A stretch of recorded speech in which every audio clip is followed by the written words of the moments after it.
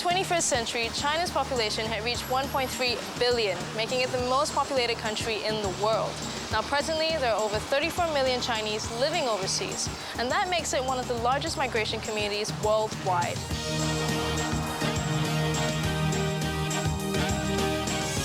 In this special edition of Globe Trekker Chinatown, Megan McCormick, Justine Shapiro, and myself travel worldwide to explore the magic and mystery of Chinatowns around the world.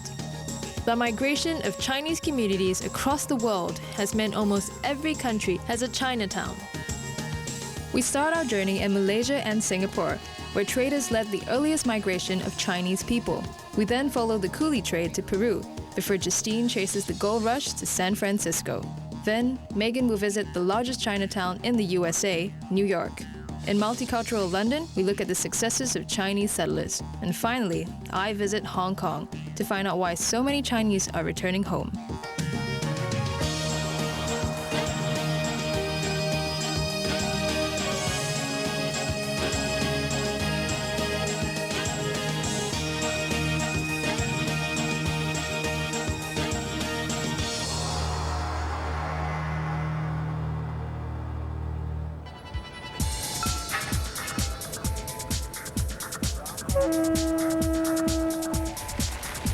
Southeast Asia was a primary destination for overseas Chinese traders. The earliest Chinese migration was close to home, and that's where I start my journey, Malaysia.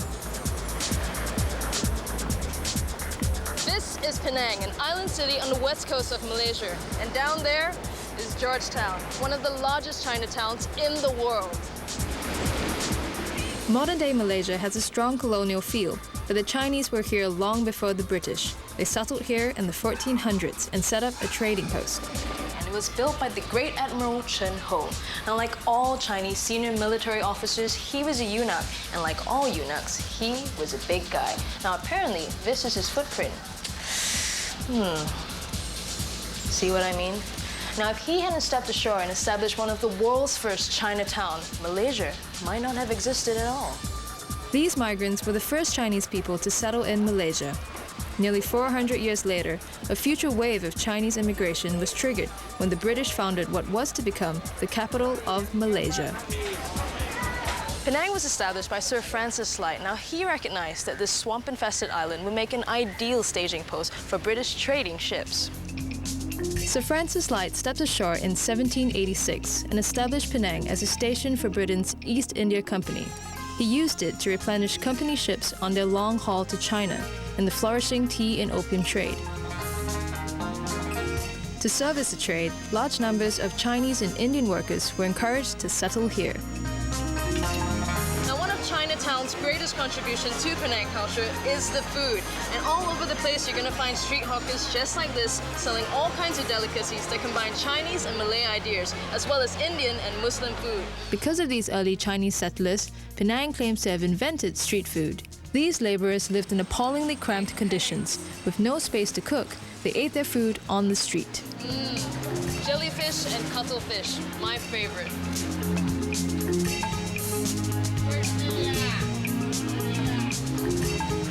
The Chinese immigrants not only married into the Malay culture, but also absorbed and adopted local spices and coconut milk into their cuisine, known as baba nonya.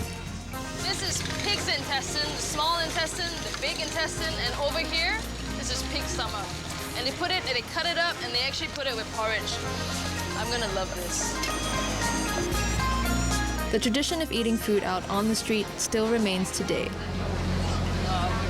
It's my humble courage. Oh, yes. Wonderful. The success of the Chinese in Malaysia is probably due to its earliest settlers. I met up with the historian Ku Selma, whose great-grandfather made his fortune here.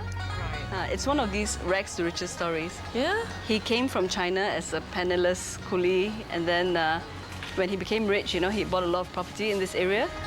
He set up a gongsi or clan house so other Ku kinsmen could get a head start when they arrived in Penang. This is one of Penang's 5 famous clan temples. And, it works like this. When the migrants come here and then they are rather successful, then they ride back to the clan village. And they tell their relatives, come on over, we can provide you food and shelter initially, find you a job, get you all set up. it was a migrant society. And for people to come here, they need some sort of assurance and some sort of protection, you know? Clan houses are scattered all across Georgetown and designed to capture the splendor of an imperial palace. Each is named after the leader of the clan.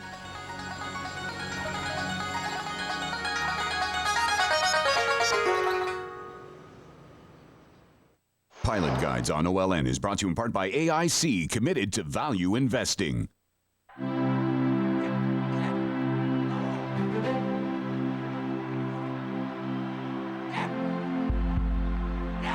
A good team, like a good investment, can test your faith when the going gets tough.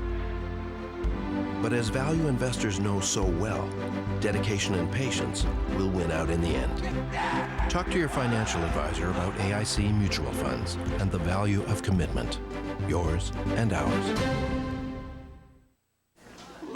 This chicken flamethrower sandwich is amazing. Yeah, but why do we have to inhale when we talk? Trust me, if you exhale, flames will shoot out of your mouth. What? He said flames. See? Just close your mouth! The heat is on. The new DQ Flamethrower Chicken Sandwich and the original Flamethrower Burger. Because one good burn deserves another. And cool off with a Mint Oreo Blizzard treat. Okay, son, go long.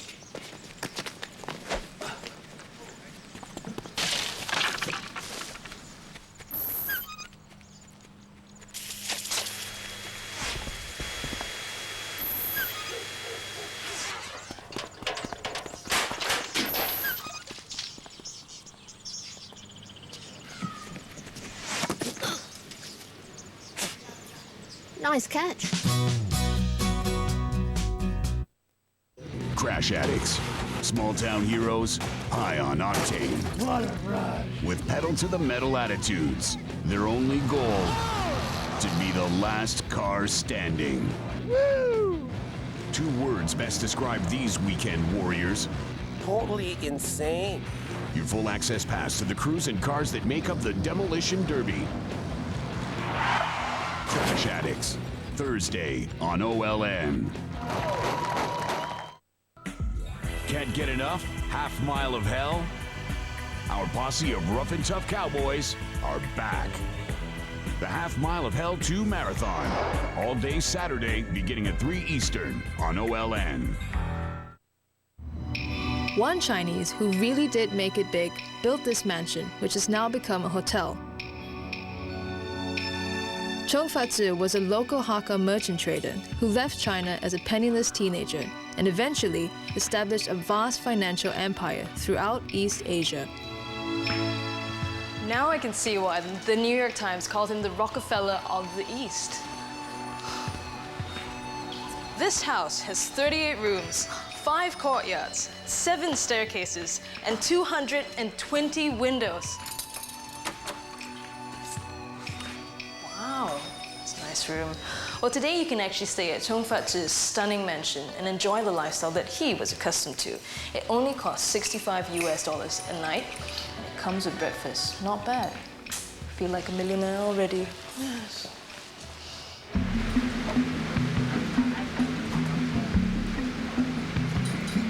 But of course, not all the Chinese did so well, and some of the families lived here.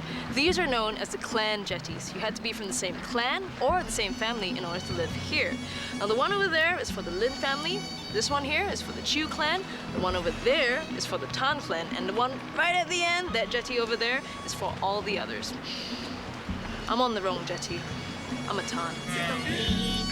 At Georgetown's waterfront, entire villages belong to the clans. The clan jetties are wooden houses perched on stilts over the sea. Each of the 6 villages has its own temple and houses just one clan.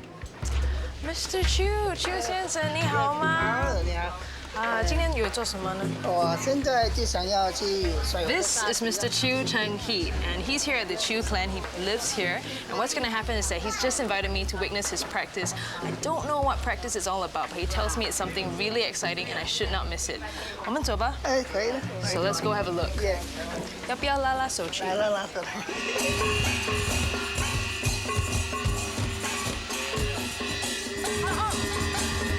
It is thought that flag throwing originated in China. In fact, the immigrants, known locally as Sinke, newcomers, brought with them a whole range of superstitions, festivals, and traditions from the China they left behind. Among these are the Hungry Ghost Festival, where paper effigies are burnt to keep the ancestors happy.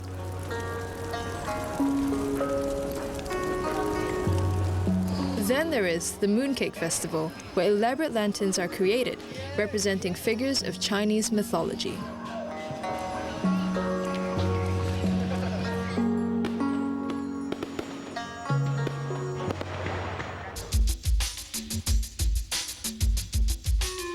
The Chinese established themselves across Asia, and another big destination was Singapore.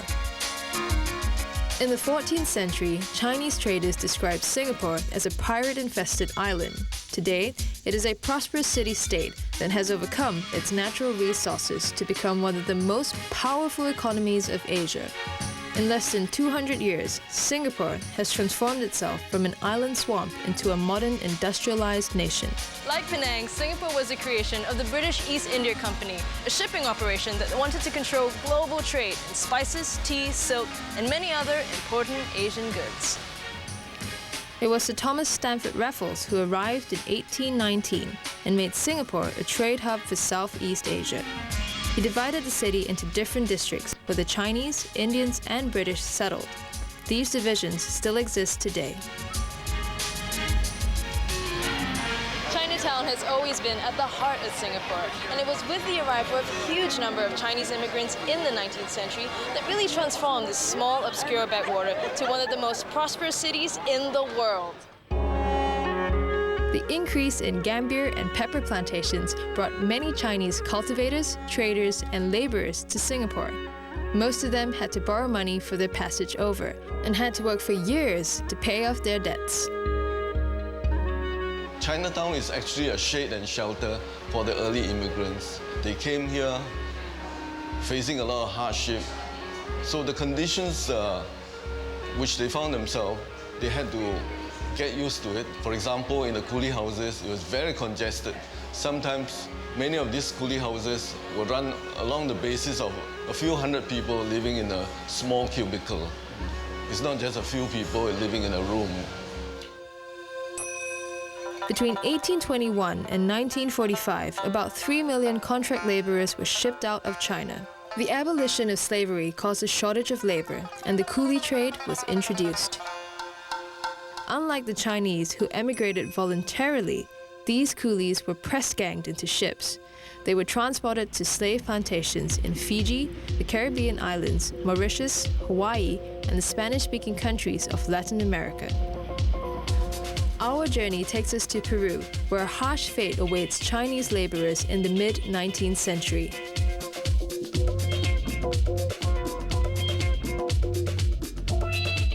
Peru has a great cultural diversity. Known as the land of the Incas, Peruvian civilization spans thousands of years, and its ruins still remain. In the largest cities, the legacy of the conquistadors and colonial architecture are on display everywhere.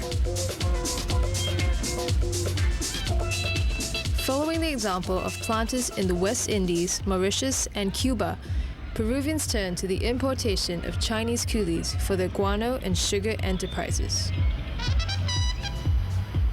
Dr. Cheng explains the fate of these Chinese settlers in Peru. The coolies in China were contracted to work in Peru, and they were given the illusion that after the 8 years they were going to work in Peru, they would have enough money to live far better than in China, and they came with contracts to work for about equivalent to $8 a month, of which 4 were subtracted to pay for the sea fare. The labor conditions of the coolies in Peru were appalling, and when they infringed any of the arbitrary rules, they were punished severely. And when they escaped, they were captured, they were branded and put in chains. Nevertheless, they remain and finish their contracts and obtain their liberty and stay in the country as businessmen. After 1874, there were other waves of Chinese that came as free agents. Some of them were friends or relatives of the coolies. Others had heard of Peru and the land of opportunity. Today, the population is about 10 to 50% of the total population of the country. This is OLN. Thanks for helping us out on this, Susan. I figured we needed some senior talent on it. So you need to somehow send this box That's right. from here Uh-huh. to Germany? Yeah. That's a doozy. Let's break into groups. It doesn't have to be this hard. FedEx takes the hassle out of international shipping. Relax, it's FedEx. Are you ready to change? Are you ready to choose? Are you ready to kiss the phone company goodbye? Your next phone will give you more freedom. Your next phone will give you more features. Your next phone will change the way you talk to the world. Get your next phone today at Vonage.ca. Are you ready for what's next? Vonage, it's your next phone.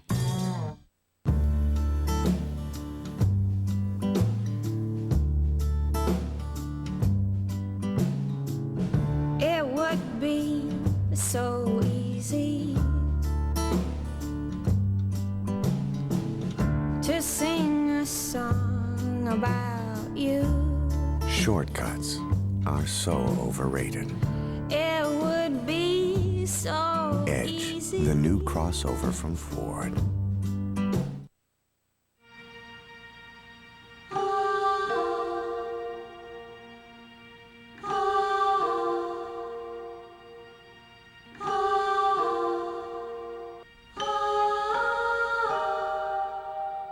If we all washed in cold with Tide cold water for a year, we could save enough energy to light up to 2.5 million households for a year. Save loads of energy with Tide cold water.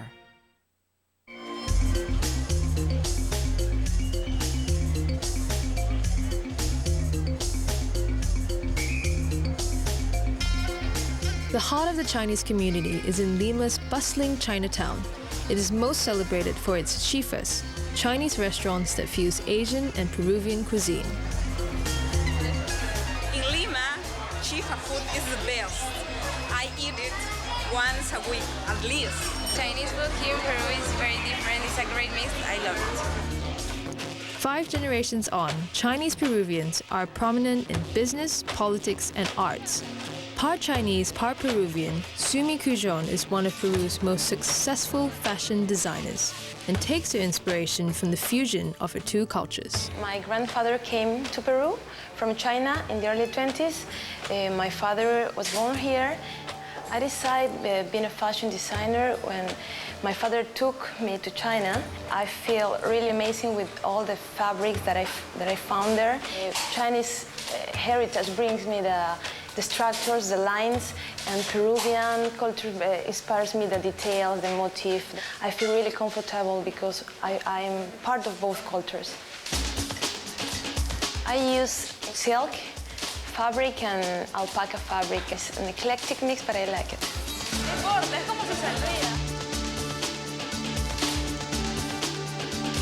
People who buy my clothes are risky people. They have modern style life and they love originality in design.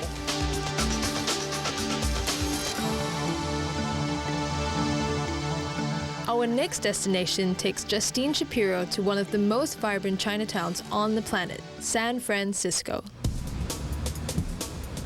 San Francisco became the international magnet for the 1960s hippies.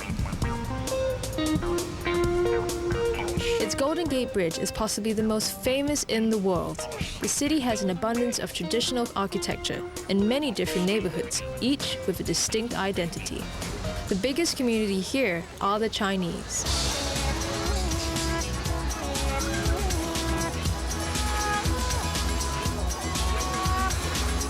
Hey, this all didn't just come out of nowhere.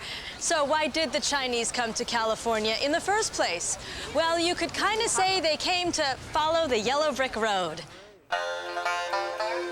In the mid-19th century, gold brought many Chinese over to California.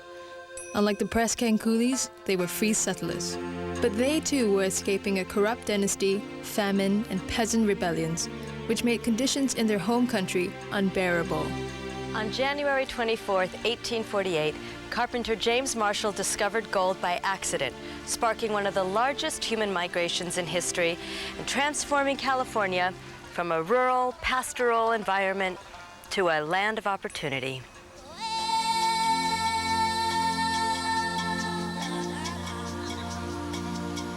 Justine meets up with Ed Ellen at the Marshall Gold Discovery State Historic Park to find out more about these Chinese fortune seekers.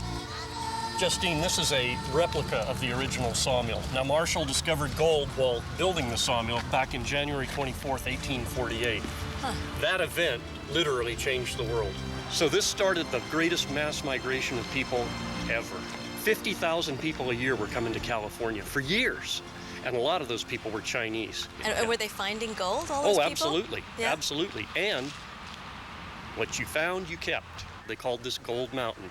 Whatever you found was yours. That's exactly it. And we're going to agitate it. Go ahead and do that.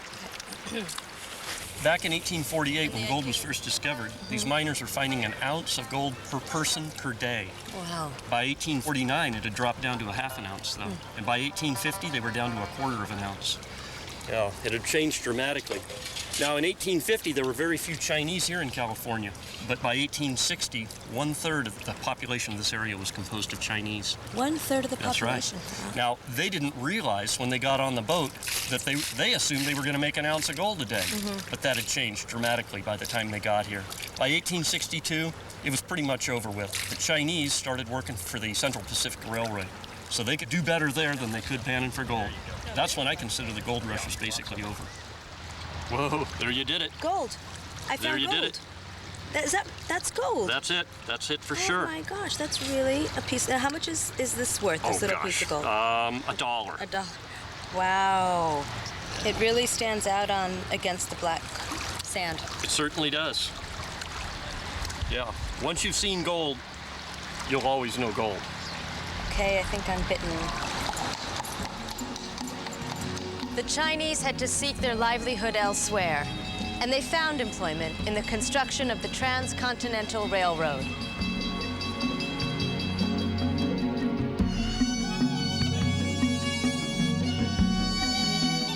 Over 10,000 Chinese men paved the way so that track could be laid, uniting the east and west coasts of the United States. The Chinese were so valued for their skill and their courage that railroad agents were going to China to try to recruit even more cheap Chinese labor. At the time, no one thought they'd be able to lay track through the Sierra Nevada mountains. And the fact that the Chinese managed to drill, tunnel, and blast their way through the hard granite in less time than anyone thought possible was a huge accomplishment.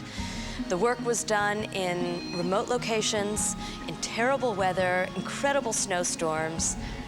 It was very dangerous work. This is OLN. Harvey's introduces the return of the Angus Burger. One big, juicy Angus beef patty covered in real Canadian cheddar. Crisp lettuce, juicy pickles, and fresh-cut tomatoes are on some other guy's burger. Just ketchup and mustard. That a boy, Gordo. Topped just the way you like it. It's one of Canada's best-tasting burgers. Harvey's Angus Burger is back. Harvey's makes your hamburger a beautiful thing. Heavens, boss, you all right? You look really terrible. Tell me about it. It's hellishly hot down here. I'm burnt out. Have a Red Bull. It revitalizes body and mind. Red Bull, eh? Wow, that tastes devilishly good. What? Hey! Oh yeah, I forgot to mention. Wings? Wings? I'm growing wings in my position? Red Bull gives you wings! Well, actually, Red Bull helps to temporarily restore mental alertness or wakefulness when experiencing fatigue or drowsiness.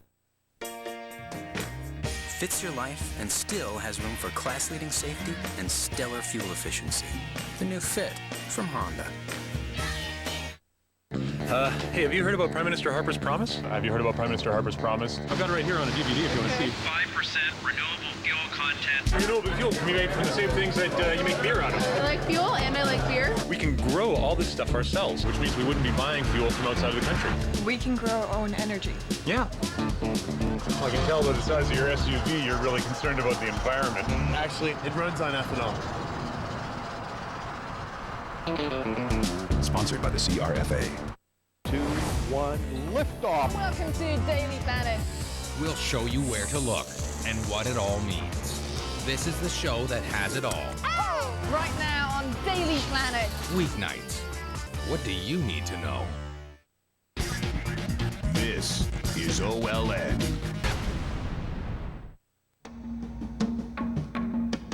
After the gold rush, the Chinese, many of whom had been farmers in the Canton River deltas of China, also found that there was a market for their agricultural skills. They made their way to Northern California's river delta, 65 miles northeast of San Francisco.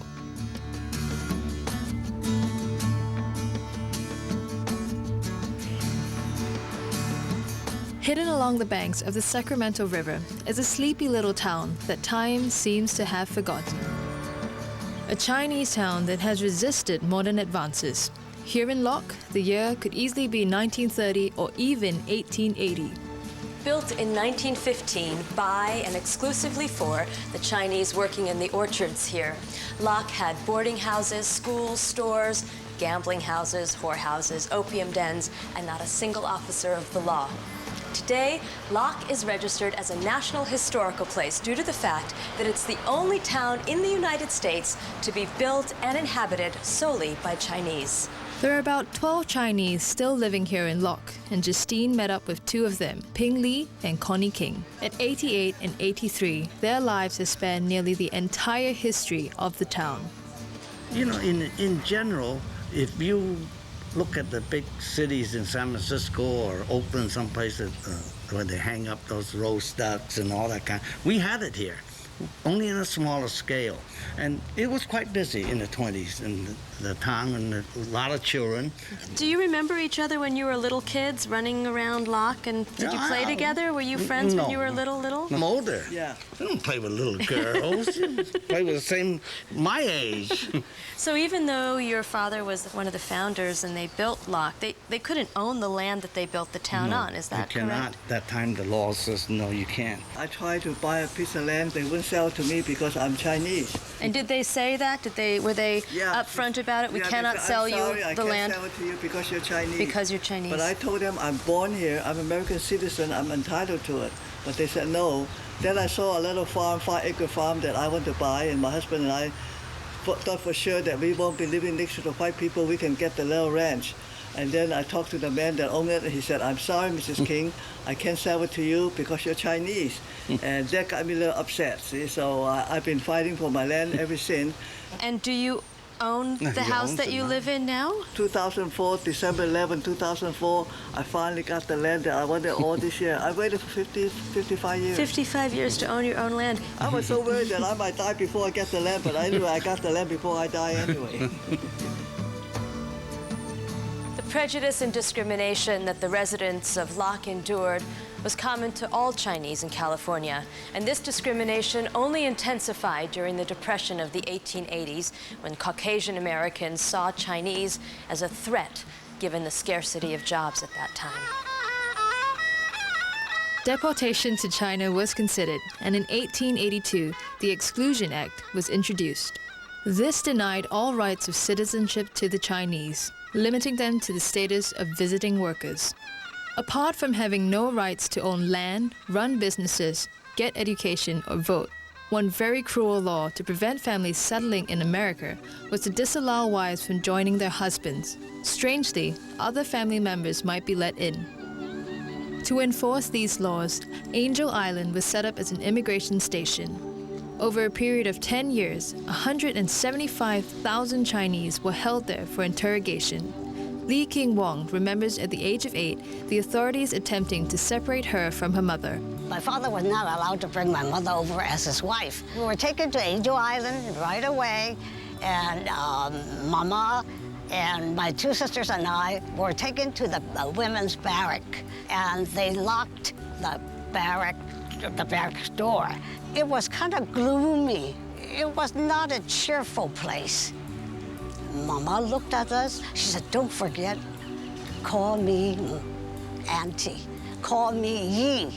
We waited around to be interrogated, and they told us that we have to tell the truth, answer the questions, and please do not lie. And of course, they asked questions about Mama. They said, "That lady over there, is she your mother or is she your aunt?" And I said, "She is our aunt." And then the interpreter smiled, and he said, "Little girl, I am going to ask you, what is your name?" And my little sister was so happy, and she said, "Huh, you don't tell me your name, why should I tell you my name?" And the interpreter started to laugh, and the chief inspector said, all right, I believe you. And so he got a stamp, he stamped the papers and said, "We're gonna tell your papa that, you are fine, and he's gonna be waiting for you in San Francisco." For 40 years, we still pretended that Mama was our aunt. And it was not until 1972, Mama and I went to the attorney. She confessed. And we were kind of worried. And the attorney was so nice. "Oh, don't worry. Oh, we know the story. It's fine. You just go home." So Mama was very happy. She became Mrs. G in 1972.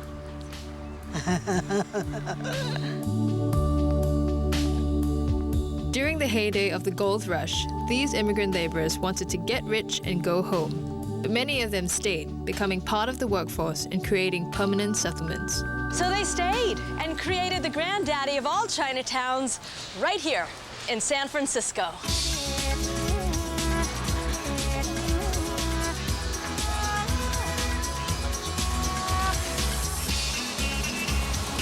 Justine heads for the heart of Chinatown, Portsmouth Square, to meet 3 young residents, Rosa, Wendell, and Kelvin, who are passionate about their community. Because it used to be the San Francisco's town square.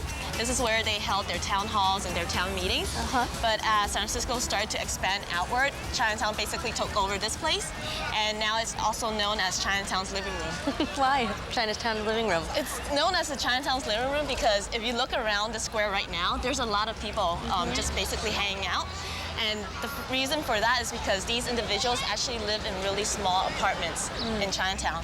And they don't have room to hang out in their apartment, so they come out to the Portsmouth Square to chill, to socialize, to play card games. So this is why it's called the Chinatown's living room.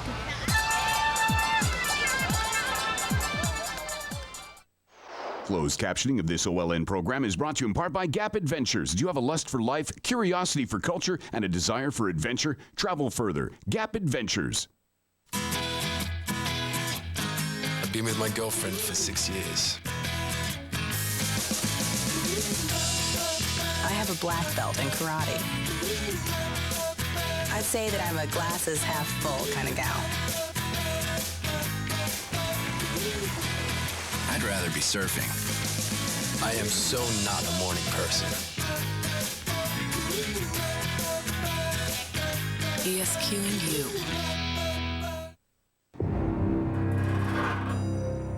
Pressure, enemy of engines.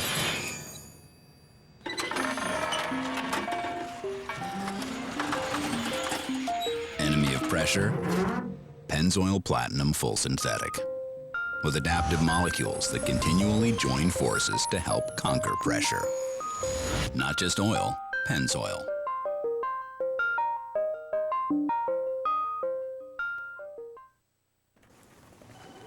Hi there.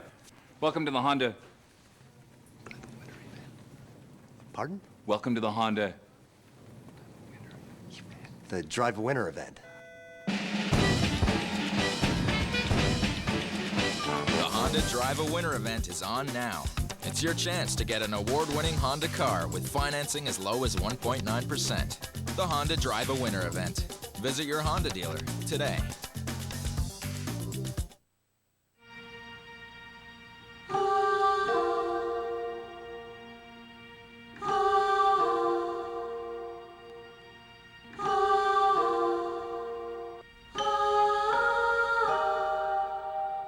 If we all washed in cold with Tide cold water for a year, we could save enough energy to light up to 2.5 million households for a year. Save loads of energy with Tide cold water. This is OLN.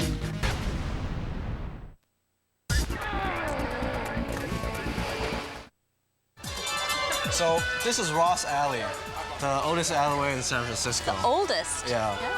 Back in the 1850s, it was infamous for a lot of brothels, gambling, and opium dens. However, today, it's become a really important part of our community, as well as a really big tourist attraction. Yeah, there are a lot of tourists here. And one of these attractions is Jun Yu's Barbershop. Jun Yu's Barbershop. With our magical musical barber. Musical barber, yeah. So the reason why this barbershop is so famous because the original barber was known to sing great Frank Sinatra tunes. Frank Sinatra tunes? Yeah. And so when Frank Sinatra himself, when he came to Chinatown, he made sure to stop by the barbershop to see how good the impressions were. And they sang a couple of tunes and he got his haircut and had a really good time. And ever since then, it was, for celebrities, it was a must-to-do thing when they came to Chinatown. And that's why they've got all their photos there in the window. Yeah, so Michael Douglas, wow. Matt Dillon, Clint Eastwood. Was here. Yeah.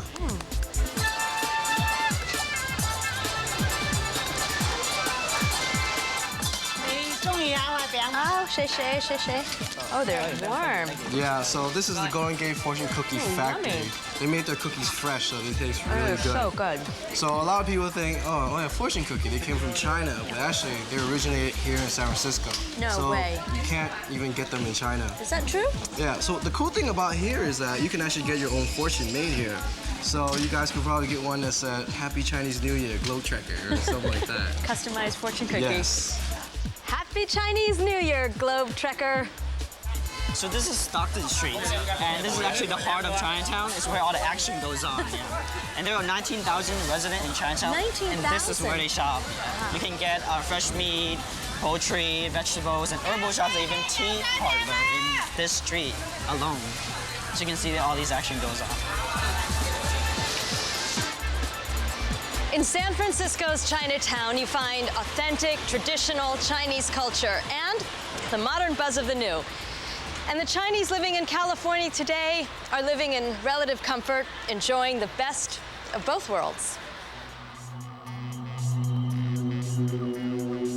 However, at the time of the Exclusion Act, a wave of anti-Chinese racism in the West drove many Chinese to head east along the railroads. They settled in the more cosmopolitan community of New York, establishing the biggest Chinatown in the United States. Megan McCormick is there to check it out. It's Chinatown, New York style. Known as one of the world's greatest cities, New York is a melting pot of ethnic communities. The saying goes, if you can make it here, you can make it anywhere. The Big Apple is America's economic, artistic, and spiritual capital. Parks and open spaces lie between the skyscrapers, but the city's most prized possession is its people, and the Chinese New Yorkers are no exception. Ni hao. Chinatown on the Lower East Side of Manhattan is the largest in the Western Hemisphere. With over 150,000 Chinese here, you could almost forget you're in New York. This is Corky. He is the undisputed, unofficial Asian American photographer laureate, right? Correct. And you focus mainly on issues of the Chinese community? Yeah, the culture, the heartbeat of Chinatown. One of the things I'm going to show you today, a photograph of Chinatown, still life. It talks about the Bachelor Society. What's the Bachelor Society? Well, up until about 1976, there were still a lot of single men who worked in restaurants. And the reason why they have so many names here is because they only were here like one day a week. Ah, so they didn't all live here, but they needed to get their mail somewhere. Yeah, so on their day off, they would pick up their mail, let's stay here overnight, and then go back to work for like 6 days. Bachelors, picking up mail, crazy bachelors. Yeah, they couldn't pick up any women, though. No? At least not Chinese. Okay. One of the photographs I had taken here was this guy who actually worked in Havana, Cuba. And he came after Castro took over because Castro expelled all the Chinese from Cuba. And he got reunited with his wife in 1979 because they had been separated for about 30 years. Really? This photograph so they can send to their kids in China. So their children are still in China. They were separated for 30 years, and this is their life in New York once they were reunited. Yeah. Corky is recording modern Chinese-American history, which until recently has been ignored. Only a couple decades ago, Chinatown's history was almost lost forever. You see, as the older generations retired or passed away, their stuff was simply discarded into the street along with all that it represented. However, somebody saw the treasure in that trash and created the Museum of the Chinese in the Americas. Located in a former schoolhouse on the Lower East Side of New York, the museum hosts exhibitions and events that explore the Chinese immigrant experience. Back in the day, there were very few options for the Chinese who were here. One thing they were allowed to do was laundry. This was called the 8-pound livelihood. Basically, over a hot stove all day, working away, pressing, laundering. It wasn't easy. Megan meets up with John Leo, who is a guide at the museum. So what is this? This is... Well, actually, do you notice anything strange or different about this photo? The collage? Yeah, exactly. Actually, the base of this photo was taken in 1961, and the rest are actually pasted in. The father served in World War II and became a U.S. citizen and was allowed to bring his wife and children over. However, you have to have the proper paperwork, and unfortunately for her, they didn't have enough proof. So she was left behind. Exactly, in Hong Kong. Oh, how sad. Exactly. So she was separated from the family for over 20 years. And it's very critical to have the whole family together. Yeah, that's such a yearning, isn't it, for the whole, Definitely. that they're so spread out. Mm-hmm. This is OLN. Yeah, I was just back there in the woods, came out through those pines. There it was, and it just took off right back over there and was gone. I tried to get my camera out to take a picture, but you can't see anything on them. While this may look like just any Chinese parade in the heart of Chinatown, this is actually the 60th anniversary of the American Legion Chinatown chapter, an event honoring Chinese-American veterans who fought for the U.S. Armed Services. What makes this parade so special is that it marks the turning point for Chinese immigration in the United States.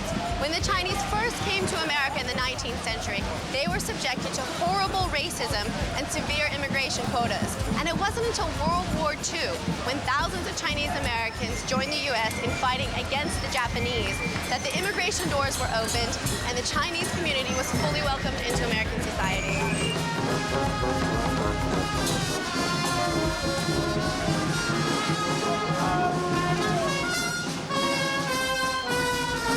July 1st, 43, I was drafted. And of course, I didn't feel any ill feeling because China is already in war with Japan. When you came back, did you feel more part of America? Oh yes, I feel more America because I fought the country and I have social with people from all over the country. We have people from the South, up New York State and all over the country. So I felt very proud that I'm one of these service persons.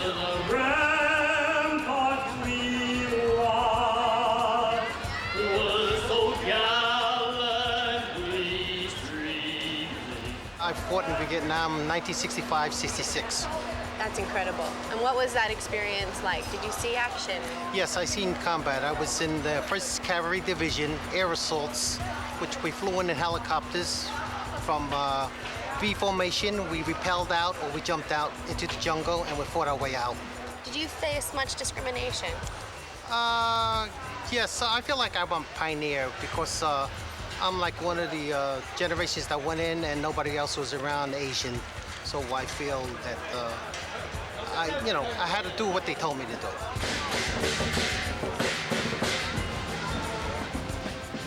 This is Eddie Chen. Hi, Eddie.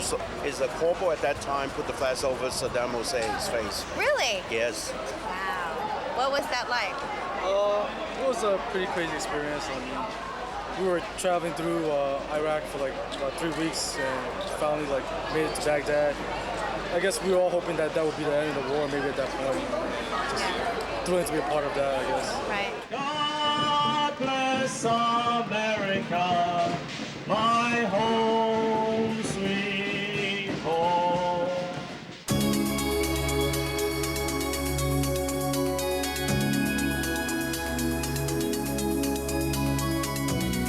From New York, the next leg of the trail of Chinese migration takes me to Hong Kong, an island strongly rooted in its history.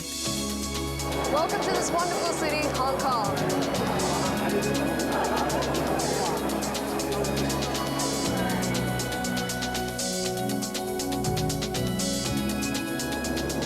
From the arrival of the British in the 19th century, Hong Kong has found itself in a really unique position as a gateway between China and the rest of the world. Now, almost as soon as Hong Kong became a British colony after the Opium Wars in 1843, the city has been a halfway house, the first stop for those immigrating from China and the last stop for those re-entering the mainland.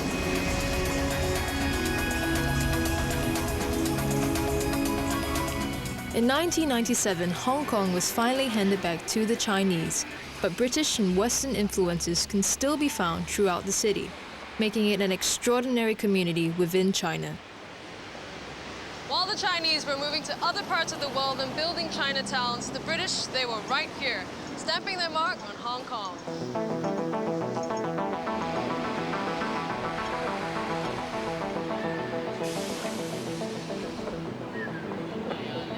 It's a great place to do business. You can travel around, you can do 10 different events in a single day in such a small area as this. This is Soho in central Hong Kong, and it's here that you see a lot of British expats having their beer, drinking their coffee, meeting friends, and people watching. So that's how it is. We give them Chinatown, and they give us Soho. A lot more Westerners coming back in after China took over a couple of years ago. It's a good place to live and a good vibe, and everyone's really friendly. The British takeover of Hong Kong not only changed the face of the city, but provided the impetus for another wave of Chinese migration overseas, this time to more than 5,000 miles away, to Britain itself. London is known as the capital of cool. Not only is it home to such familiar landmarks as St. Paul's Cathedral, Tower Bridge, and the Thames, it also boasts some of the planet's best museums and art galleries. London's reputation for tolerance means the city has become a melting pot for communities from all over the world.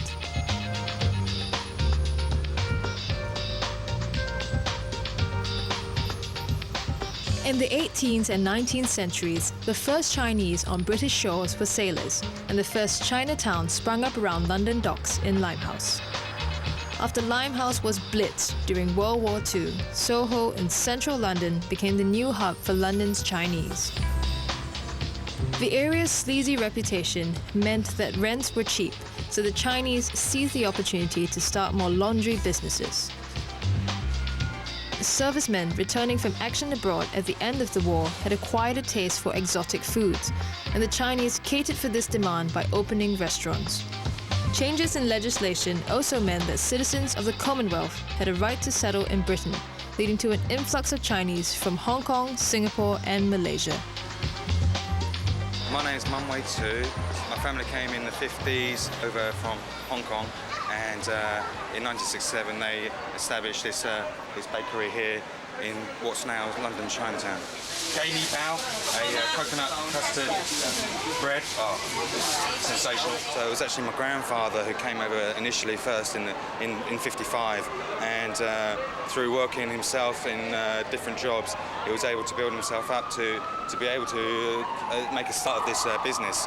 So later on, my grandmother came over, and now she's she's in charge here, and she's 80 now, and she's amazing. That's great. When they established it, they were able to bring over some relations and relatives from the village to come and work who were skilled in baking. And it was great because 90% of the customers were Chinese, and actually are still today.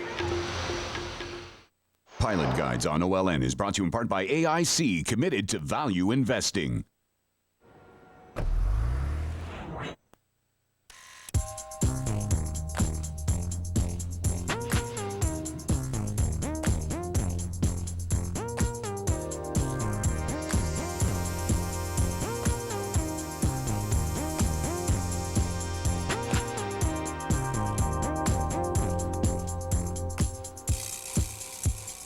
The new all-wheel drive, Fusion from Ford. Exactly the advantage you need. Canada's MDG. MDG desktops give you the advantage you need. From only 99 cents a day, you get the most advanced computer technology, the Intel Core 2 Duo processor, direct from our factory to your door. MDG's in-house credit program approves everyone. Your Vision 3100 XD desktop comes with a 19-inch LCD flat panel monitor, All-Tech Lansing speakers, and more. Call now to qualify for this free exclusive bonus offer. An all-in-one printer, scanner, and copier, a Microsoft software bundle, and broaden your horizons. Get an upgrade from Basic to Windows Vista Premium Edition with easier, simplified controls and powerful new features for unprecedented performance. Call us 24/7 to get the MDG advantage. Canada's MDG.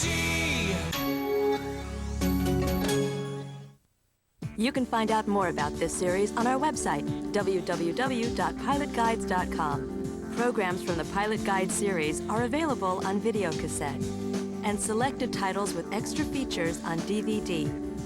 Music from the series is available on 2 CDs. You can also order the companion book, Great Festivals of the World, which features celebrations that appear in the series. To order Pilot Guides products, visit the website, www.pilotguides.com.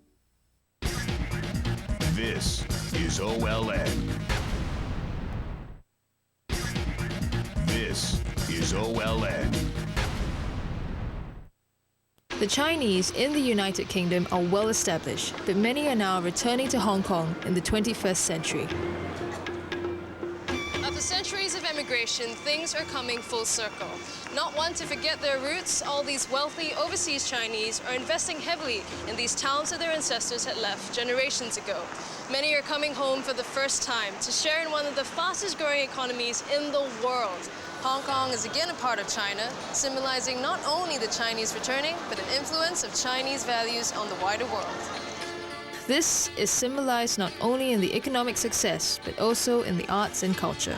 The Hong Kong film industry is one area that bridged the gap between the East and the West. Now, many of the Chinese who were born overseas, they look to these movies for their role models, and stars like Jet Li, Jackie Chan, and Bruce Lee. The Hong Kong film industry symbolizes the hybrid culture of Chinatowns all over the world. Yeah, Hong Kong films are great, and Hollywood loves some movies. Yeah, and some of our movie stars went to Hollywood, like Jackie Chan, Chow Chi-yi, and Stephen Chow. Yeah, we always like to go to movies. Yeah.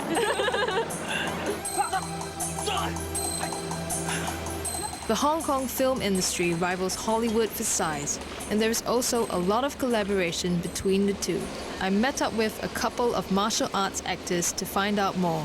So have you guys worked in any Hollywood films? Yes, we have. Me and our team trained 6 American artists for the film Matrix in 1 month. And we choreographed a fight sequence in the film. It's a very great, a good film. It's a good film. Yeah. So what kind of Kung Fu style do you do? In new film, they use modern style. but I don't like it. I like traditional Chinese Kung Fu. What is that? Punch me. Come on. Ha, ha, cha, cha. This is Chinese Kung Fu, Wing Chun. I like it.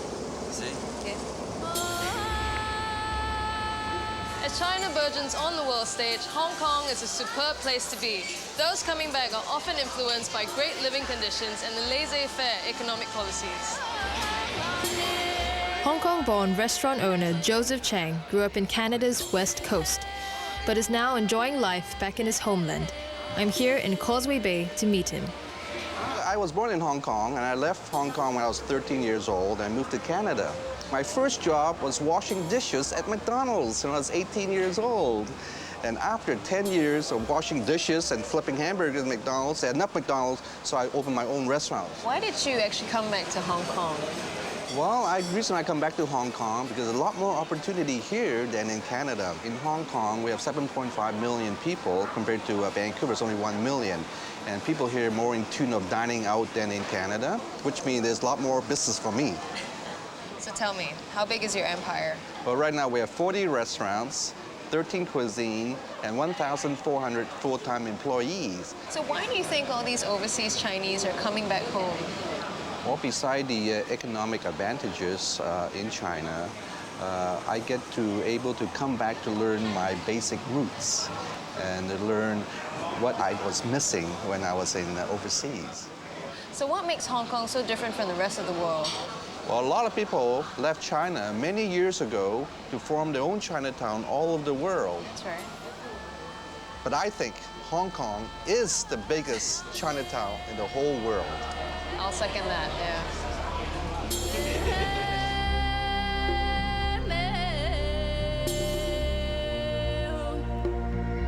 Everyone takes Chinatowns for granted, but millions of people endured unbelievable hardship in what was the greatest migration the world has ever seen.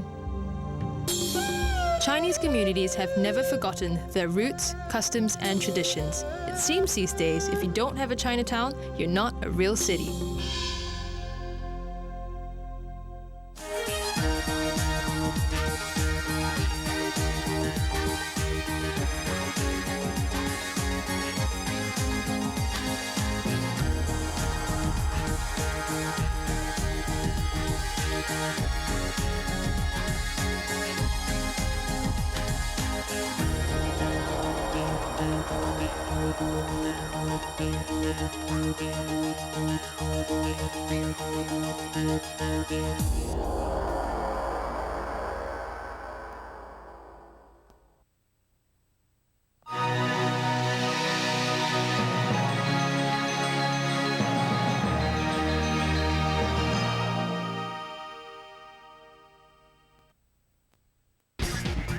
This is OLN.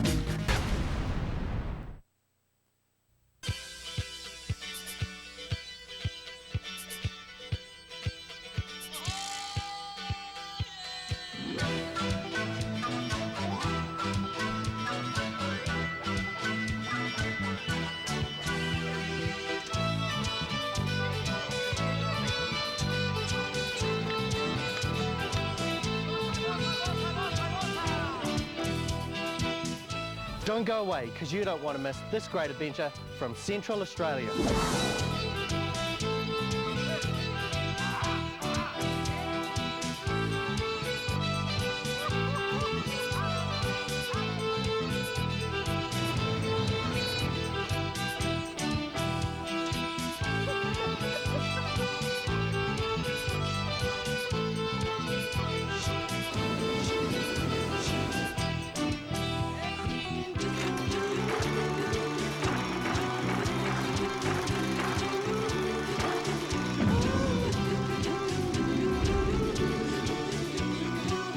Australia is a large island continent that occupies a tiny corner of the planet.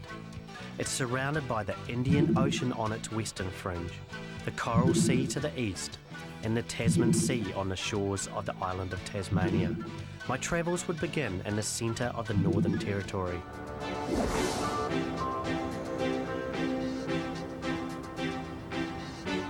The cities of Australia are among the most colourful and cosmopolitan anywhere in the entire civilised world.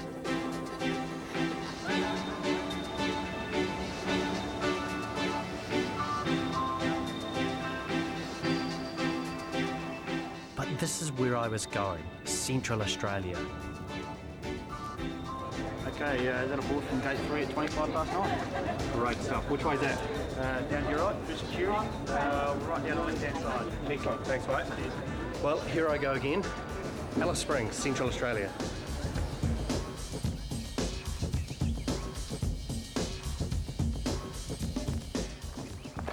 I'm just in the West Macdonald National Park at the moment, and just heading up to what's known as Stanley's Chasm. Just a bit of a gorge here. It's hotter than hell, and the flies are just crazy. You're basically just swatting them the whole way up the track.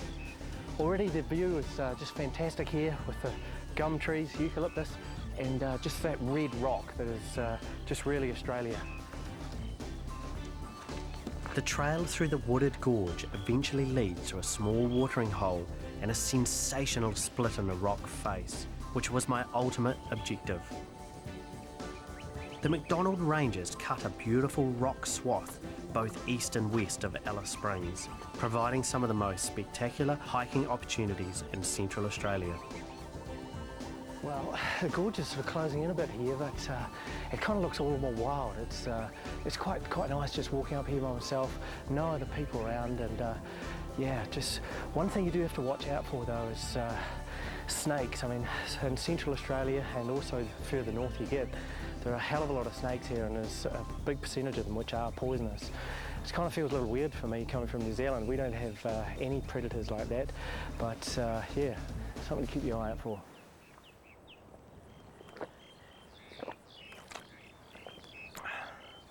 Well, you certainly can't have enough of this stuff when you're walking.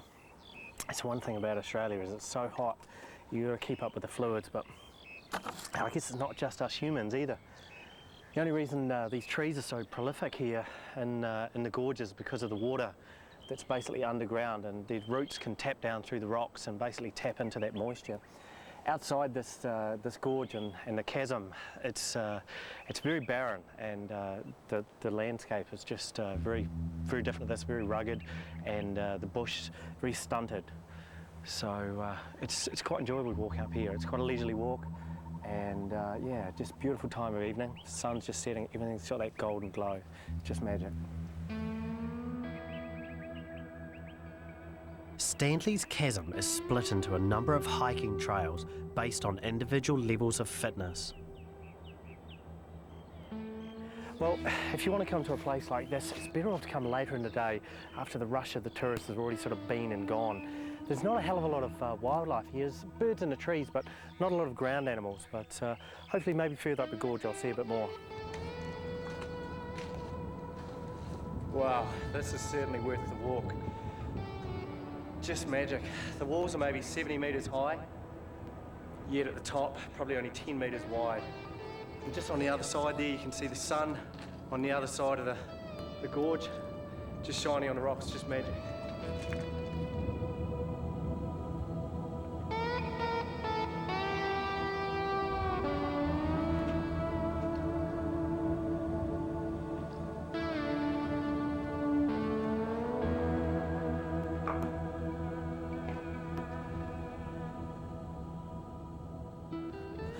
Well, one of the best things about being in a place like this is the water. It's beautiful and clear and hopefully cold. I think there was an insect.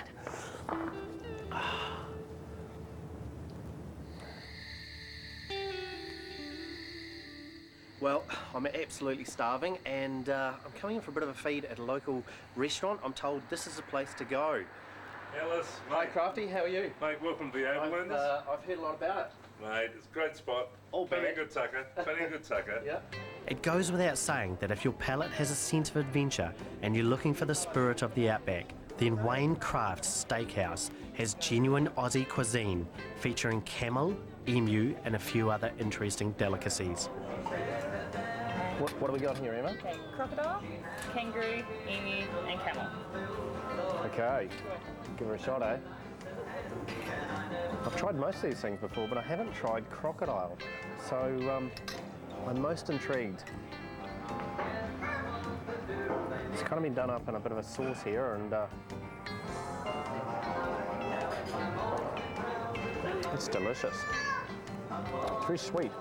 Following dinner, guests are treated to a little something special using the Overlanders Steakhouse logo, and I stupidly volunteered. Yeah, I'm not too sure about this. This is some Australian tradition which I have never heard about, and apparently they just brand your ass. There you go. Can feel the warmth.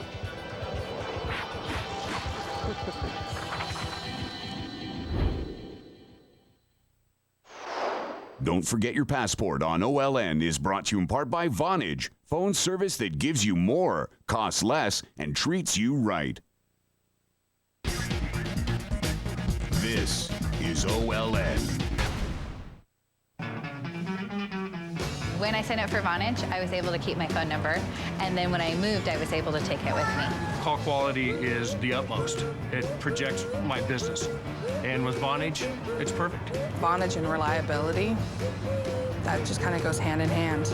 It's just $39.99 a month for unlimited local and long distance. Call now and get 1 month free, including free calls to Canada, the U.S., Puerto Rico, and Europe. Okay, son, go long.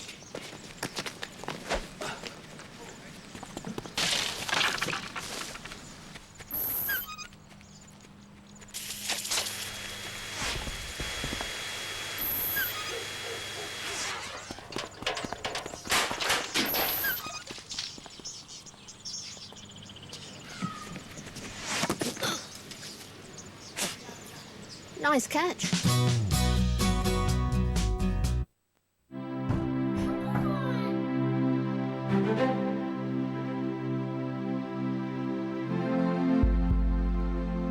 Like being true to yourself, value investing often requires daring to be different. Stick to your principles when others are following the crowd. It's worth it in the long run.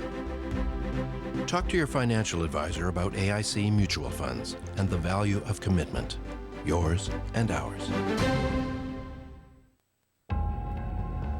You paid for 300 horses. Are you sure you're getting all of them? Choose Q from Quaker State. Q's patented heat-activated formula fights power-robbing friction better than any conventional oil to help maximize power. And let all your horses come out. Q from Quaker State. Unleash all your horses.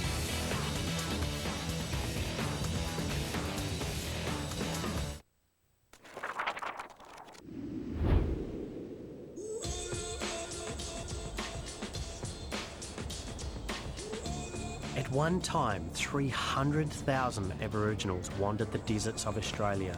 They were widely scattered, spoke many different languages, and were divided into nearly 400 tribes. That was 200 years ago, and since then, 50,000 years of ancient customs have crumbled and almost vanished. Not unlike North American natives, many Aboriginals continue to be plagued by drugs, alcoholism, and lack of education. Their culture was in many ways decimated, and tough political battles were fought for corrective legislation. Still others think that legislation has now gone overboard. The Aboriginals have been handed large land grants and billions of dollars, but 200 years later the social problems still linger. For some, the only Aboriginal constant appears to be their artistic expression. Well, I have to admit, for me, this is quite a privilege to see this side of the Aboriginal culture. I mean, you can go through all the tourist shops and that are mostly run by the white people, and you can see the finished articles and things, but this is for real, you know, so it's, I feel very privileged to be able to see this. The Aborigines are very secretive about a lot of their work, and especially their artwork, because their art is not just art, it's telling a story, and that story can help them and their family survive. So, and it's sort of been like that for thousands of years and hundreds of generations. So it's, yeah, it's pretty cool to be here. Some Aboriginal communities have maintained deep cultural strengths, preserving their heritage, values, and vibrant arts and music. Alice Springs is one of those outback destinations where tourists can purchase original art and, if they're lucky, enjoy a personal encounter with an artist. What's she saying? She's just saying that she walked in from out Kintor way, Kirikura way, into past Mount Liebig, Amandunga. It's about 300 miles in them, you know, in the old scale. But they all walked in because of the settlement when the government set up settlements in them days. They walked into where family were, you know, and employment and rations and in the stores and that things like flour, sugar, tea. They walked in and there was employment there for the men, employment there for the ladies, cooking and all that sort of thing.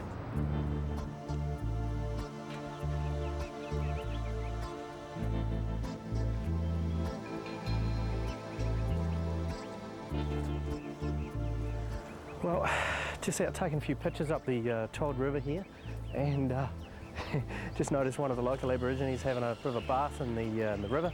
It's about 40 degrees, and yeah, so I guess that's probably the most practical thing to do.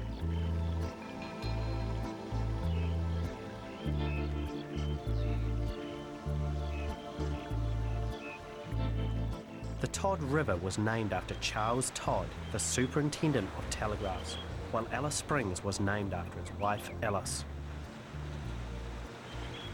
When the British colonists first set up camp in Central Australia, it was around the old telegraph station just north of town, says Matt Gruby.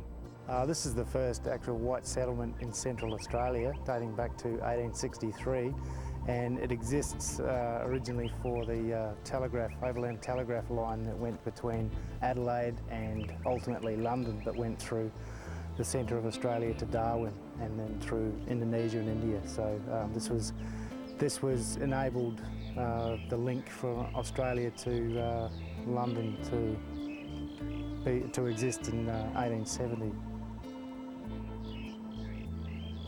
It's really nice out here, just walking around looking at all the history, and you got the river just down there below. There's a bit of water in it now, and not too many people around for a change, which is great. Got a bit of wildlife, there's lots of birds around here, so yeah, pretty cool. Australia is such a large continent, and so much of it was completely remote that any type of communications was a nagging problem for early settlers. Even now, there are regions where mobile phones simply won't function. There are not a lot of strenuous sports activities in Central Australia, but there's plenty of rock to climb. So I joined a group of local climbers on the outskirts of town. Climbing is a risk management sport, and you put in the protection to make sure that you are safe, and you know what risks you take and you know your capabilities. And yes, I have had some big falls, you know, I've fallen about 5 metres or so, but it's always been safe because I've risk managed it so that I'm not going to be in danger. Well, Chris has tricked me into having a go up this wall. He's going to give me a few pointers. Sweet. Righto, well, we've got a top rope on here. And someone who I haven't met before is hanging on to the other end, so... Are you a safety there, Warwick? Yep. Rope, please, mate, rope. It's getting shorter. Keep close to the wall so the weight's on your legs. Yep. Don't use your arms all the time. Yep. You reckon these shoes will be right? Yeah, you kind of a bit cumbersome, but... No, you got big holes in it. Yeah. Righto. It's not like particularly hard climb. Righto. Right, when you're ready, Warwick. Yeah. Just keep looking down for your feet and keep your feet moving up. Try and follow this crack. There's some quite big holes, but they've all kind of got this warm sort of feel about them. Yeah. I should have dipped my hand in the...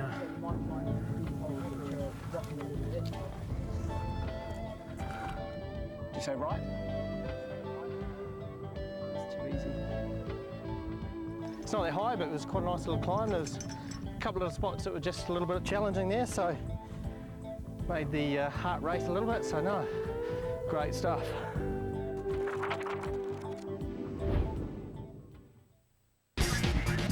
This is OLN.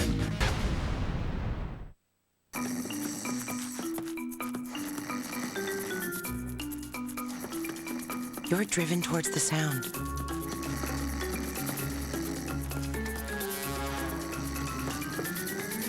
Because only when you see what makes the sound can you learn what it is.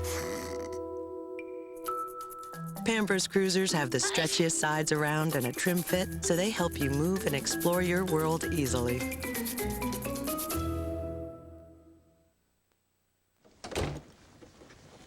Wow, nice job. See, I told you we could do it ourselves.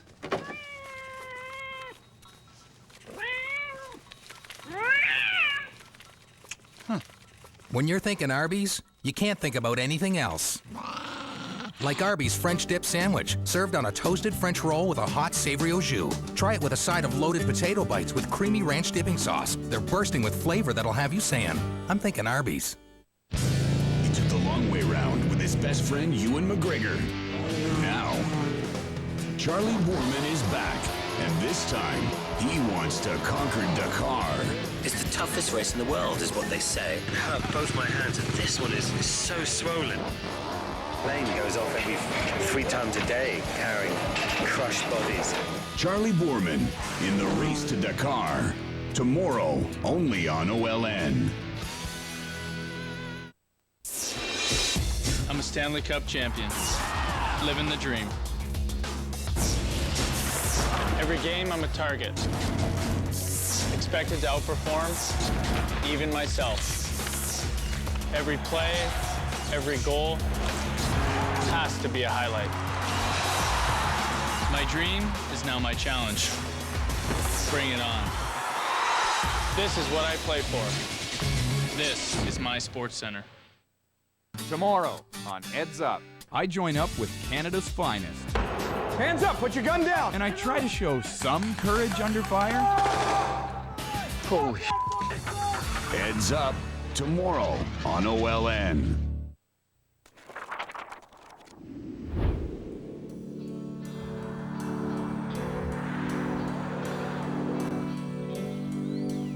This is Alice Springs, gateway to the Australian outback. It's an oasis city, nestled under the magnificent McDonnell Ranges. In many ways, this part of Australia mirrors the American states of Texas, California, or New Mexico. Well, there are a couple of quite good lookouts overlooking Alice Springs. This one's called Anzac Hill, which there's a memorial on it for the victims from Australia that were killed in World War I. Gives you a good overview of the town. Oddly enough, nearly 1,000 Americans live and work here as part of a secret joint defence satellite monitoring base. Mostly CIA employees, they monitor and intercept telephone conversations, radio transmissions, and other communications from around the world. It's also the main transportation hub and jumping off point for excursions to Ayers Rock and beyond. Just coming up to the Royal Flying Doctors Service. It was first established in Queensland in around 1928. Now, they provide routine and emergency services for people who live in the outback of Australia. The Flying Doctors are legendary, but their beginnings were humble. Today, the RFDS is the largest fixed-wing medical service in the world. It covers 85% of the Australian landmass.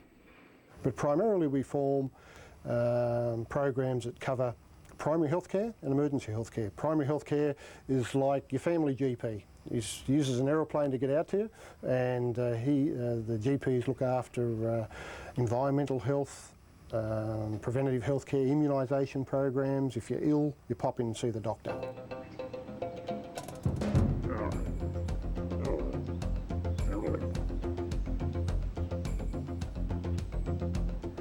Well, I'm just on the outskirts of Alice Springs, and I'm here on the edge of the Todd River with the Frontier Camel Tour. There's a lot of tourists sort of coming along. There's a few people from various organisations in Alice Springs and around Australia, and I think we're going to do a trip down the river and have a banquet on the riverbank, and yeah, it should be good.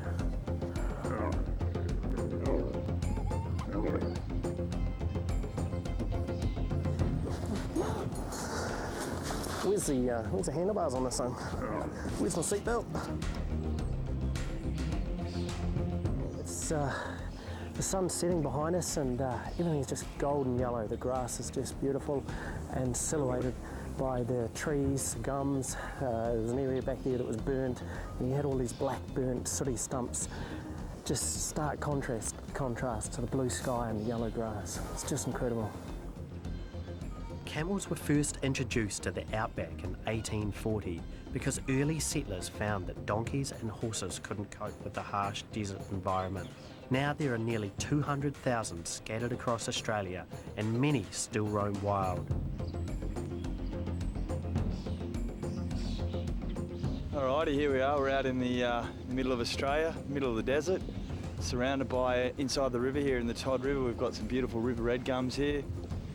Also surrounded by acacia trees, ironwood trees, and a few local families having dinner in the river.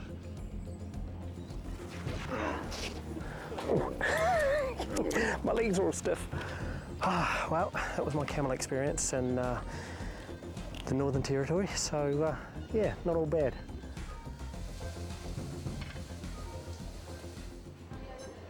The great thing about mealtime, besides the obvious, is that it gave me a chance to meet some of the other travellers and swap a yarn or two about travelling in Australia. Day 3 in Central Australia and a 3:30 AM wake-up call for my outback balloon ride.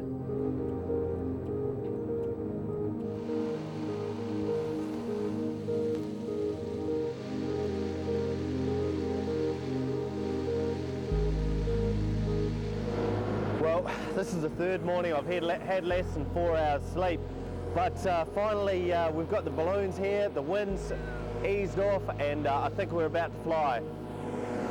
There are a lot of ways to experience what's known as the red land of Central Australia, but drifting through the skies in a balloon was something I really looked forward to, despite my lack of sleep. That's hot. It's just so gentle when we take off, and yeah, it's quite surreal actually. I haven't never flown in a balloon before, so this is the first time for me. Unfortunately, the light was a bit flat for the morning liftoff, but skimming along the treetops looking for kangaroo was kind of cool.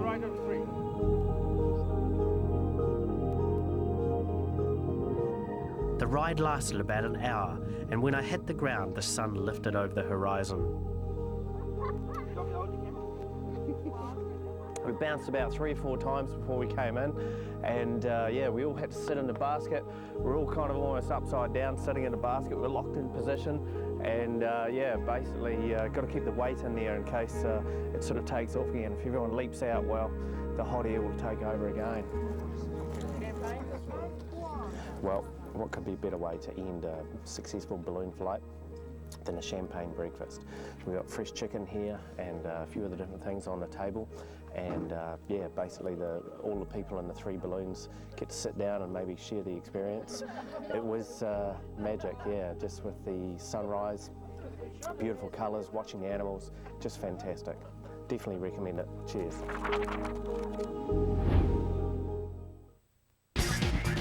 This is OLN.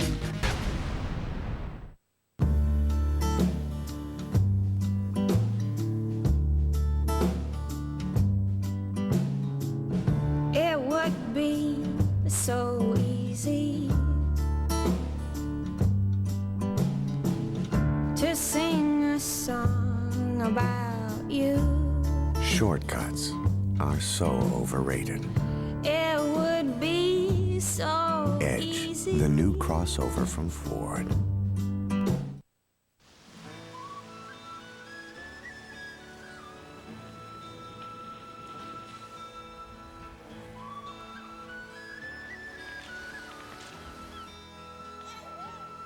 Where is this place exactly? It's about as far from Disneyland as you can possibly get. Newfoundland and Labrador.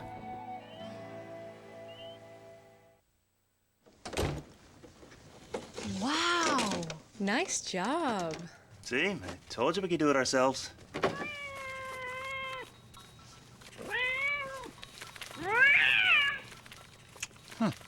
When you're thinking Arby's, you can't think about anything else. Like Arby's French dip sandwich, served on a toasted French roll with a hot savory au jus. Try it with a side of loaded potato bites with creamy ranch dipping sauce. They're bursting with flavor that'll have you saying, I'm thinking Arby's. Meet Ashley Haynes, single, unemployed, and desperately in search of what it takes to become a real man. They get paid for doing this. We sent him out to the most challenging and dangerous jobs on the planet. I don't feel good about that. In hopes they will transform him from wimp to warrior. There's an offer I can't refuse. Is there a man buried under that unmasculine physique? It was the worst experience of my life. Man's Work, Thursday on OLN. On a cross-country road trip, each week our hosts Mark and Callum draft local players and face off in a kick-ass game of road hockey. For the winner, bragging rights and beer, while the loser gets punished for sucking.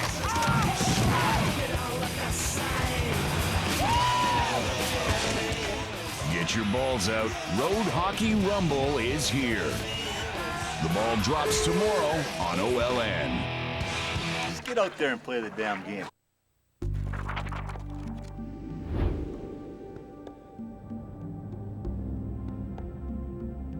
My next stop was going to be the brand new $20 million Alice Springs Desert Park. This may look like inhospitable desert to the average person, but for the Aboriginals, this was a lush environment. A veritable supermarket full of delicious plants and animals, according to Graham, my interpretive guide. Well, this is a tree called a dead finish, and this is a medicinal tree, and it's used for treating warts. If I had a little wart on the back of my hand here, what I'd do is take these very sharp little needle leaves here, whoops, and put them around the base of the wart. Leave that for about 3 days, and the wart falls out. This tree also, the seeds of this tree also ground up into a flower, so it's a really useful tree, multi-purpose tree. Called a dead finish because if this one's dead, the whole country's finished. It's one of the best drought-adapted plants that we have in Central Australia. So are the emus indigenous to Australia? Yeah, emus are only found in Australia. They're related to the ostriches, South Africa and the rear of South America. They're an example of that Gondwanan fauna, when South America, Africa and Australia were all joined up, the ancestors of these birds were found roaming across that area. When they split up, emus evolved in Australia, ostriches in South Africa and rheas in South America. The emu is Australia's largest bird, completely flightless, but they can run really fast.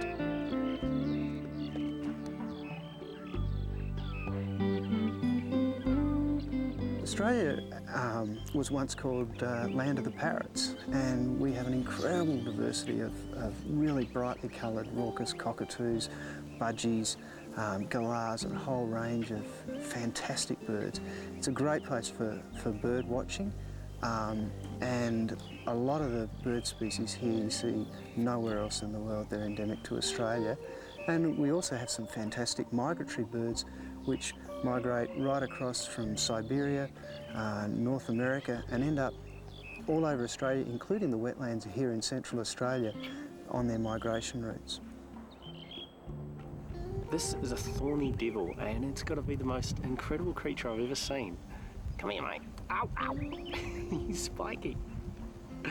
He doesn't want to be held. Just amazing.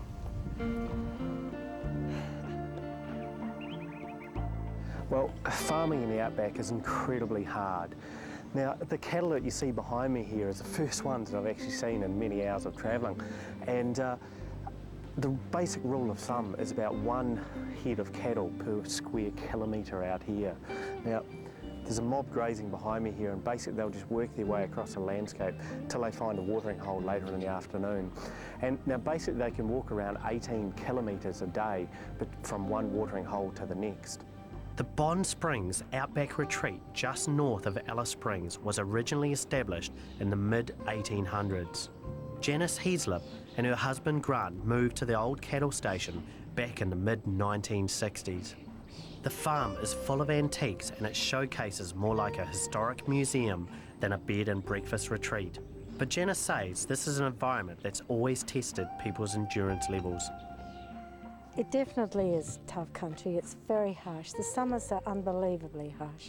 In the early days, families lost children. Every family lost children because they didn't have fresh fruit or vegetables for them. They didn't have milk. They didn't have refrigeration. Most children were brought up on goat's milk. And as I say, every family lost children. And it is harsh. The summers are fierce and unrelenting. It starts to get hot in September, and that intense heat that you can't escape from is in here until about April the following year. It's pretty dry and pretty hot out here, but a lot of the stock is actually further out on the property at the moment, so we probably won't see any stock, but yeah, might see a bit of other wildlife.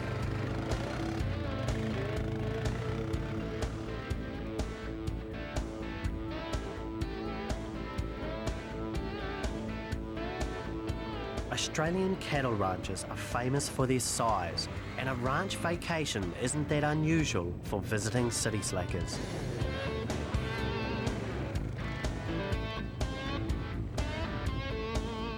The Bond Springs cattle station was first settled in the mid-1800s by a couple of stockmen from Adelaide, and it's still an active working ranch. It covers around 1,500 square kilometres of bush country, so it's a fairly hefty piece of dirt to cover if you're mustering cattle. This time of year, it's in the midsummer, and so it's pretty hot. I mean, it's sort of 8 o'clock in the morning, it's already getting up around 30 degrees, and so there's not a lot of work or stock work goes on in the summer here. The cattle are basically left to fend for themselves, and if you disturb them this time of year when it's so hot, they can actually fret and die. So most of the stock work is done in the winter and also at the end of spring.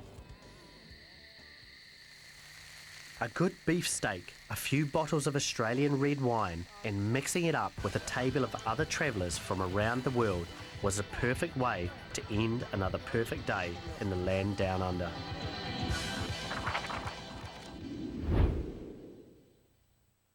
Closed captioning of this OLN program is brought to you in part by Gap Adventures. Do you have a lust for life, curiosity for culture, and a desire for adventure? Travel further. Gap Adventures. Exactly the advantage you need. Canada's MDG. MDG desktops give you the advantage you need. From only 99 cents a day, you get the most advanced computer technology, the Intel Core 2 Duo processor, direct from our factory to your door. MDG's in-house credit program approves everyone. Your Vision 3100 XD desktop comes with a 19-inch LCD flat panel monitor, All-Tech Lansing speakers, and more. Call now to qualify for this free exclusive bonus offer. An all-in-one printer, scanner, and copier, a Microsoft software bundle, and broaden your horizons. Get an upgrade from Basic to Windows Vista Premium Edition with easier, simplified controls and powerful new features for unprecedented performance. Call us 24/7 to get the MDG advantage. Canada's MDG.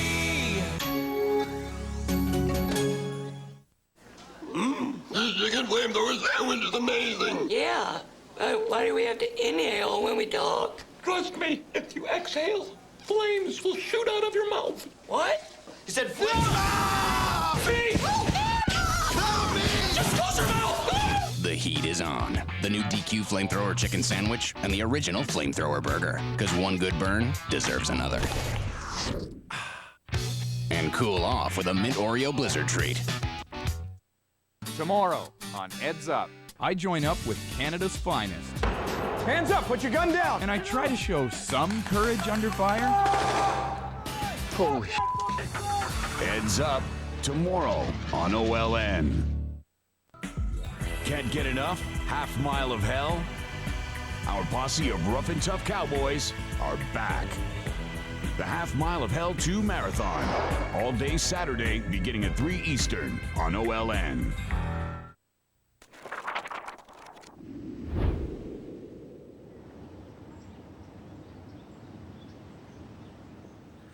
Oh, I don't feel too good this morning. It's about 6:30. God, I couldn't sleep for ages last night.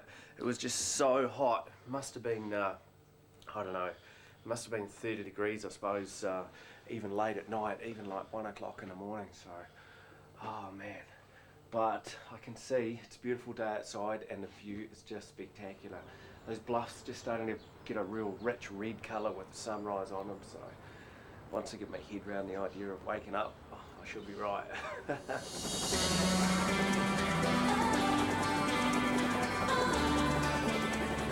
From the air, the McDonnell Ranges above the isolated Glen Helen Resort in Central Australia looked seemingly endless. For $65, I treated myself to a 15-minute chopper ride over the desert plains. Well, it was a pretty quick flight, but it was just magic. It was perfect timing as far as the sun, and just the landscape was just incredible. I was amazed, you know, you could see all those ribs of rock just going for like hundreds of miles almost. That's what it seemed like anyway. And you can just see where it's all been formed in layers, and then by huge pressures all just been turned up on edge. It was great. Thanks again, mate. Cheers.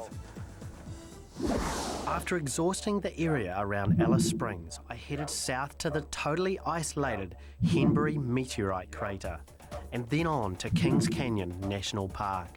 I would end my travels at Ayers Rock in the Uluru National Park. After breakfast, I headed past Simpson's Gap with my guide Chris for a look at some of the local swimming holes, rock wallabies and the sacred ochre pits along the spine of the Simpson Desert. Now this is a very sacred site to the Aborigines, and the reason for this is the fact that this different coloured rock, which is made up of different minerals, they used to use it for colouring their bodies and ceremonial aspects, but also for hunting, and they also used to paint in caves and also their weapons with it. Now, this was quite a valuable commodity because it wasn't widely found around this area, so they also used to use it in trading. Well, I've just come into this cave just out of the sun. It's like over 40 degrees out there, and in the back of this cave there's a little wallaby sitting there, and I guess it, like me, is just trying to get out of the heat of the midday temperature. It's got a little joey in its pouch. The joey's quite tiny.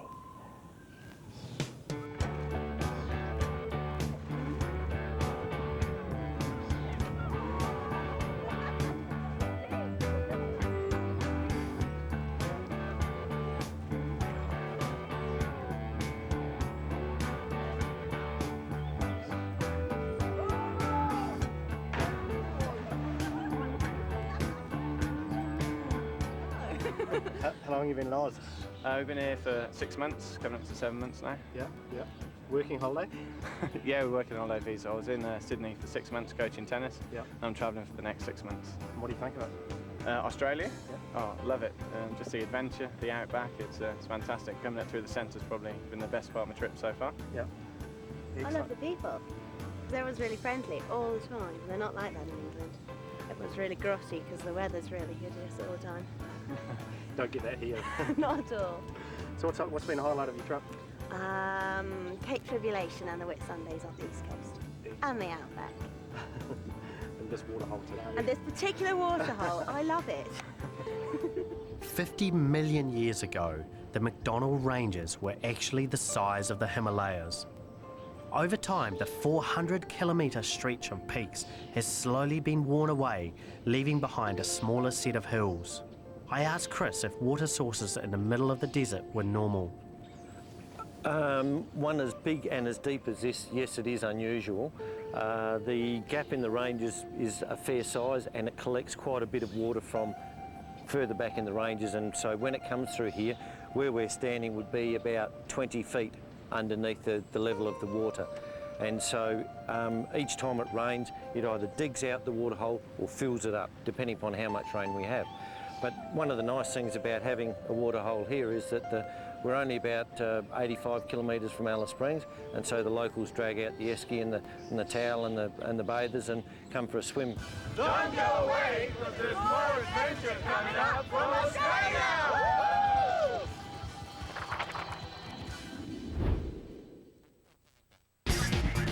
This is OLN.